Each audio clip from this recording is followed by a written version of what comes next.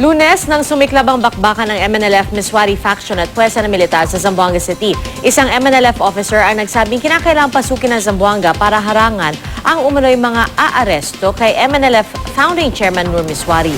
Ang mainit na balita hatid ni Mariz Umali. Gawa ng picture, maliit lang. July 25 nang sumulat si MNLF Founding Chairman Nur Miswari sa United Nations para humiling na magpadala ng peacekeeping force sa Mindanao dahil umano sa pagdami ng puwersa ng militar doon.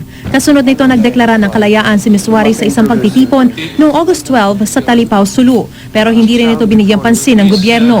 At noong Lunes, sinalakay ng kanyang paksyon sa MNLF ang Zamboanga City. 4 ang patay sa unang araw ng bakbakan sa pagitan ng mga rebelde at puwersa ng gobyerno. 20 naman ang binihag sa barangay Santa Catalina. Sa gitna ng bakbakan, 11 rebelde ang inaresto ng mga otoridad matapos umanong magtangkang itaas ang watawat ng kanilang grupo sa City Hall ng Zamboanga.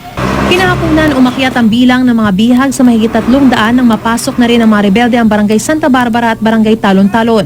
Isang opisyal ng MNLF ang nagsabing kinailangan nilang pasukin ang Zamboanga City para harangan ang umano'y posibleng pag-aresto kay Miswari dahil saan niya ay kakaibang galaw ng militar sa lugar. Pinadala ni Pangulong Noynoy Aquino sina Interior Secretary Mar Rojas, Defense Secretary Voltaire Gazmin at Armed Forces Chief General Emmanuel Bautista para tumulong sa pagresolba ng krisis sa lungsod. Dahil sa tumataas na tensyon, nagpatupad si Zamboanga City Mayor Ben Climaco Salazar ng 8 p.m. hanggang 5 a.m. curfew sa buong lungsod. Kinansela rin ng DOTC ang mga biyahe patungo at palis doon. Madaling araw ng September 10, naharang ng puwersa ng gobyerno ang 30 armadong miyembro ng MNLF sa barangay Mampang na nagtangka sanang pumunta sa kanilang mga kasamahan sa barangay Santa Catalina.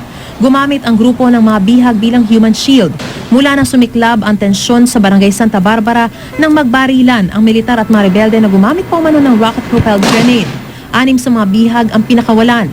Pero nilinaw ng pulisya na ang 300 bihag na naunang naiulat ay mga stranded lang na residente na hindi makalabas sa kanilang mga lugar dahil sa tensyon. Kinumpirma naman ng AFP na may 168 na hostage ang MNLF. Sa gitna naman ng bakbakan, 2 sunog ang naitala sa Santa Barbara. Sa ikatlong araw ng tensyon, inanunsyo naman ni Climaco Salazar na nakikipagnegosasyon ang lokal na pamahalaan sa mga hostage taker. Mas pinalakas naman ng militar ang kanilang depensa lalo't gumagamit na ng mga grenade launcher ang mga rebelde. 2 rebelde ang nabaril at inaresto sa Canelar. Muli ring nagkaroon ng sunog sa Santa Barbara. Nanawagan si Mayor Climaco Salazar sa mga residente na huwag mag-panic buying. Hanggang kahapon di pa rin tumitigil ang putukan. Umabot na sa 15,000 ang lumikas at nananatili sa Zamboanga City Sports Stadium na nagsisilbing evacuation center sa lugar. Mariz Umali, GMA News.